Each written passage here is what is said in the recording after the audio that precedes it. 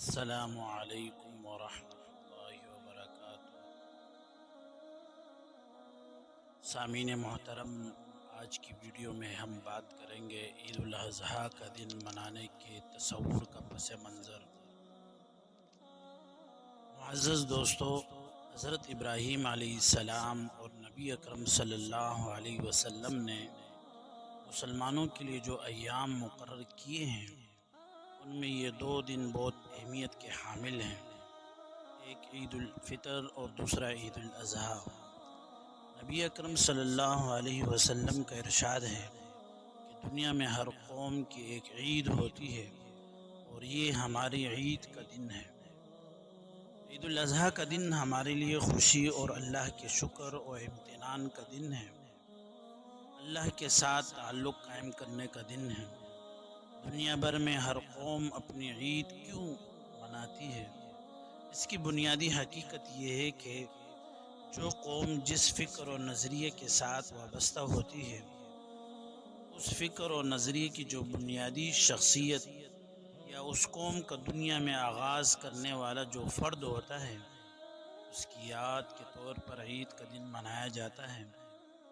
یا کوئی قوم اپنی اجتماعی تشکیل کے لیے جو نظریے اور فکر و آئین کی اختیار کر لیتی ہے، اس کے نفاذ کے دن کو اپنے لیے بطور عید کے مناتی ہے۔ ماضی کے 8-10 ہزار سال پرانی اقوام ہوں یا آج کے جدید دور کے اقوام ہوں، ان کی تعمیر و تشکیل کے مراکز ہی ان کی عید منانے کے لیے بنیادی حیثیت رکھتے ہیں۔ انسانیت کے لیے معیار و نمونے تین ہی ہو سکتے ہیں: نمبر 1 مقام، نمبر 2 زمان اور نمبر 3 افراد۔ انہی کی بنیاد پر عید یا خوشی کا کوئی دن دنیا میں منایا جاتا ہے۔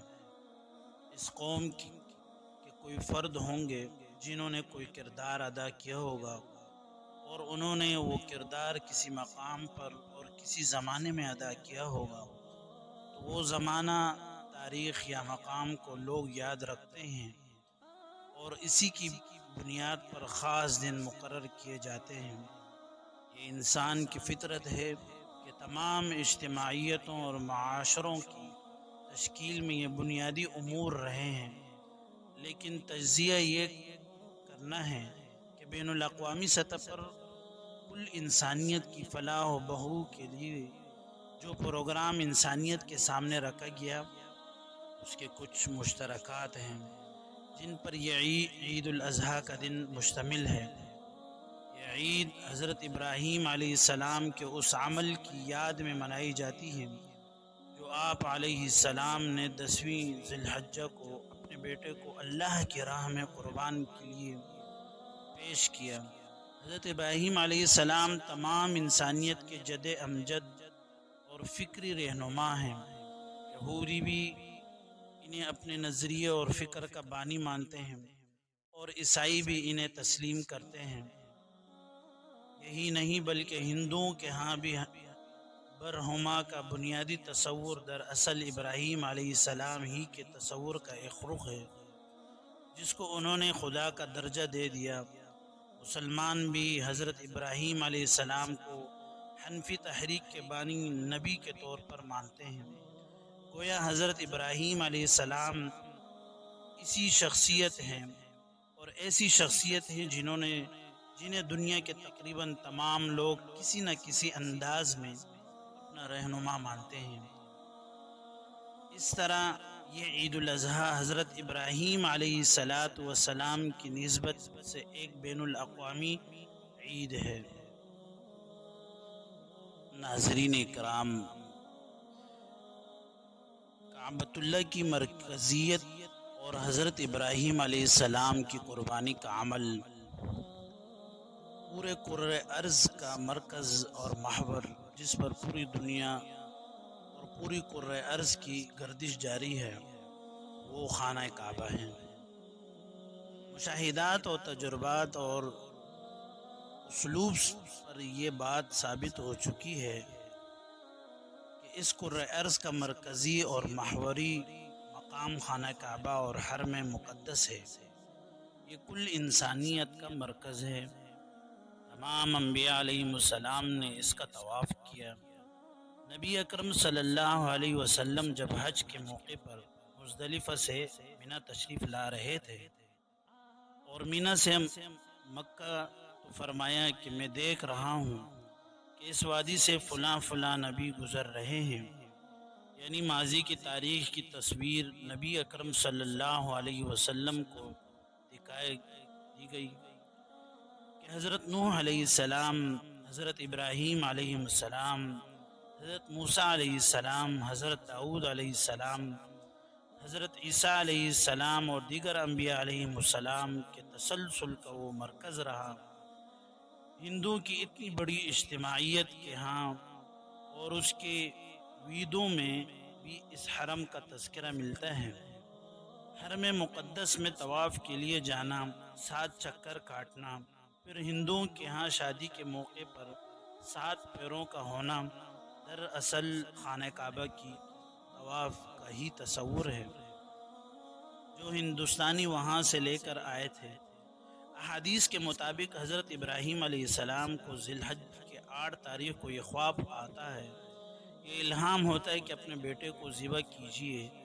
اس دن کو یوم الترویہ کہتے ہیں۔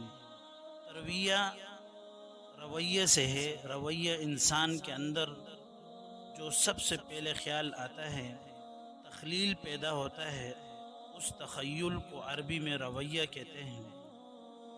یوم ترویہ اس لیے کہ اس قربانی کرنے کا خیال، خواب یا الہام حضرت ابراہیم علیہ السلام کو اس دن آیا، اور یہ عجیب خواب تھا کہ انسان کو ذبح کرے۔ ابراہیم علیہ السلام کا دل کہتا ہے کہ پتہ نہیں یہ خدشہ ہے یا دھوکہ ہے، کیسا خواب ہے۔ ابراہیم علیہ السلام یہاں سے نکل کر جب عرفات میں پہنچتے ہیں اور عرفات کے میدان میں تشریف فرما ہیں، تو عرفہ کی رات 9 ذی الحجہ دوسری مرتبہ یہی خواب دیکھتے ہیں، اور یہی خواب جو پہلے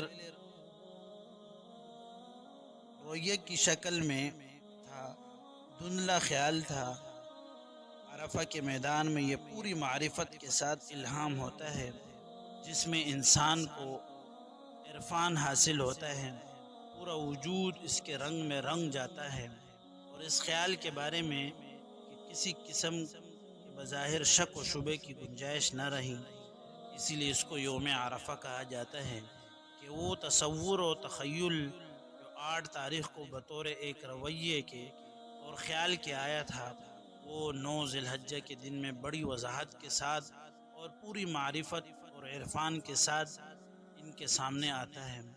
اب وہ سمجھتے ہیں کہ محض شیطانی خیال ہے، خیال نہیں، یہ نفس کا محض دھوکہ نہیں، محض ایک تخیل نہیں جو کہ ناقابل عمل ہو، یہ قابل عمل ہو سکتا ہے۔ اب وہاں سے پختہ عزم کر کے چلتے ہیں، اور اگلے تیسرے دن 10 ذی الحجہ کو اپنے بیٹے اسماعیل علیہ السلام کو لٹھایا اور ان پر چھری پھیری، جس کے بدلے میں اللہ تعالیٰ نے ایک مینڈا عطا فرمایا۔ اس طرح یہ پورا کا پورا قربانی کا عمل وجود میں آ گیا، اسی لیے اس دن کو یوم النحر کہتے ہیں۔ اگر ویڈیو پسند آئی تو شیئر کریں۔ والسلام۔